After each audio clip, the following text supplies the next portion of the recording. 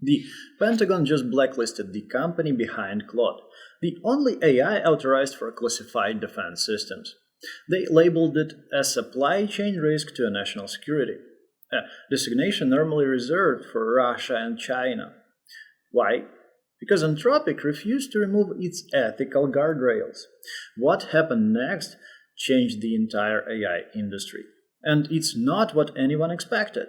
To understand the story, you need to understand what Anthropic is and who built it.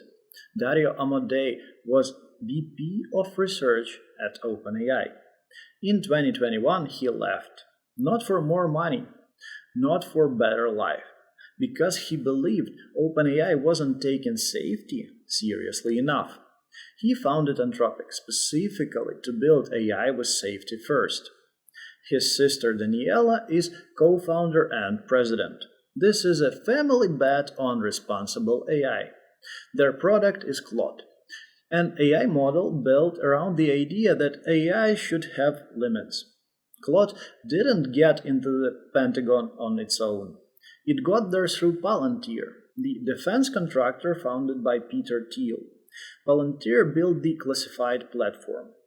Claude runs inside it: intelligence analysis, document processing, strategic planning, all flowing through the one AI model on the most classified networks in the world.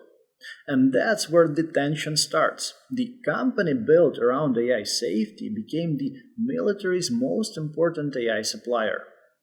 In January 2026, the Pentagon published its AI acceleration strategy. It mandates what they call an AI-first warfighting force.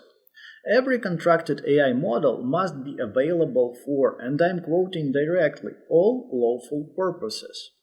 That includes weapon system development, battlefield operation, intelligence at every level. Anthropic's contract had restrictions. The Pentagon said, remove them.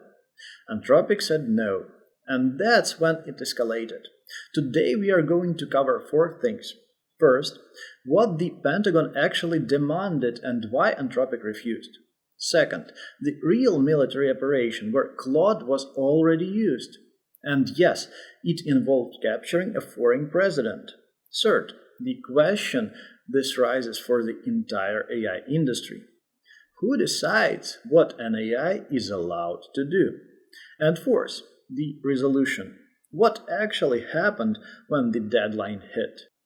Defense Secretary Pete Hegseth summoned Amodei to the Pentagon on February 24th for a face-to-face meeting. The demand was simple: make Claude available for everything. Autonomous targeting, surveillance operations, weapons integration. No restrictions. Amodei refused. Anthropic had two red lines they would not cross. One, no autonomous weapons without a human in the loop. Two, no mass domestic surveillance of American citizens.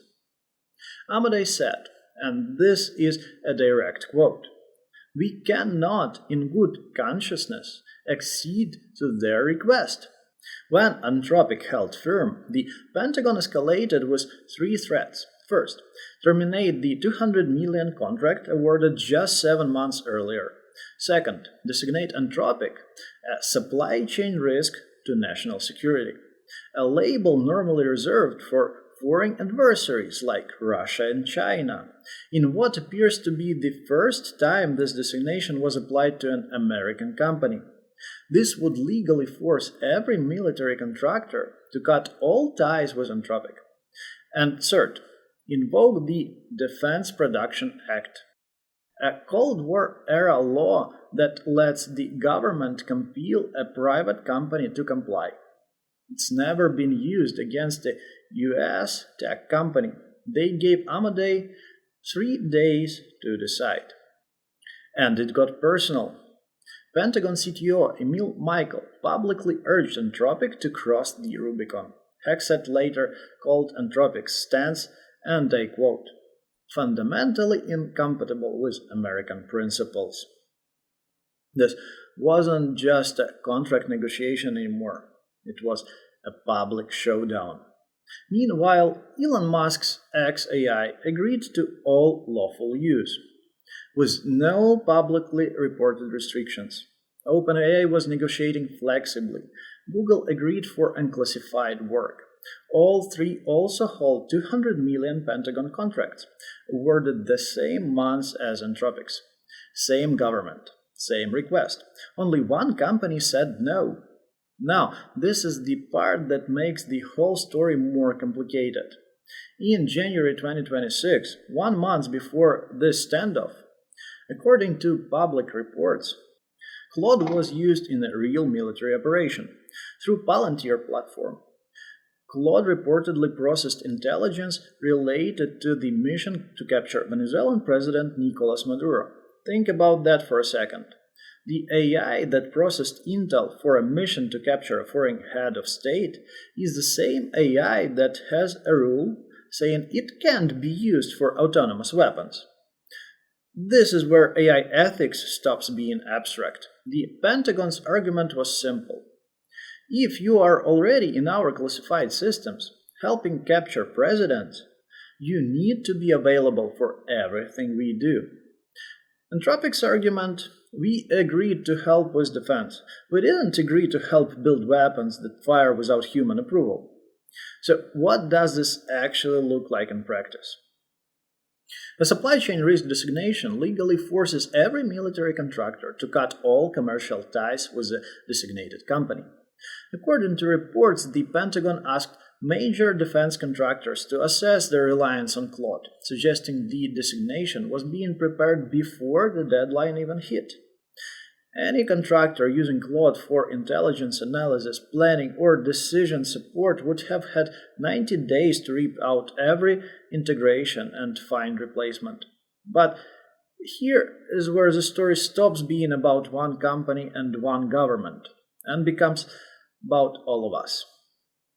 There is no global framework for who controls AI ethics.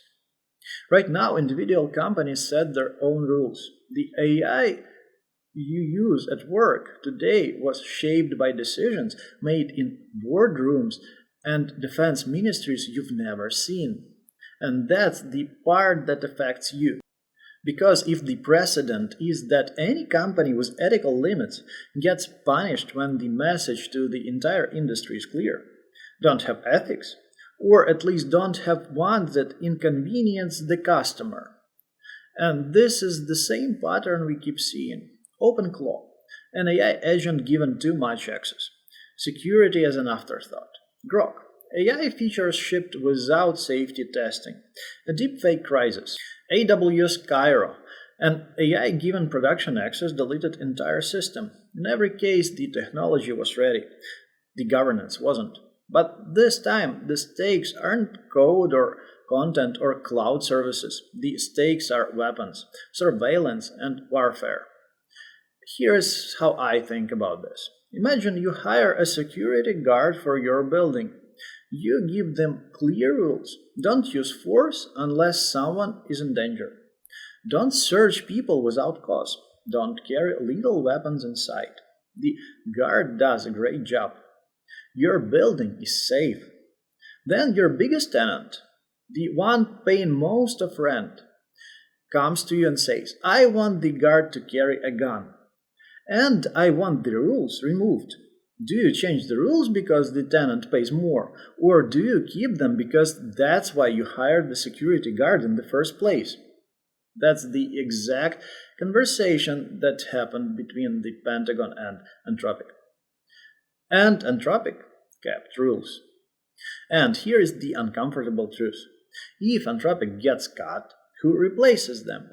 A company with fewer ethical restrictions? Arguably, the most safety-focused AI company gets replaced by one with fewer guardrails? What would be the cost of having principles? Every government on Earth will eventually face this question. Do AI companies get to set their own limits, or do governments override them? The EU AI Act says companies set limits, with regulations as a floor. The Pentagon's approach says government override, with national security as justification. China says the state controls everything. These approaches cannot coexist forever. One of them wins. So here is what happened when the deadline hit. February 27th. Anthropic didn't blink, and the Pentagon followed through. Secretary Hegseth officially designated Anthropic as a supply chain risk to national security. The contract was terminated immediately.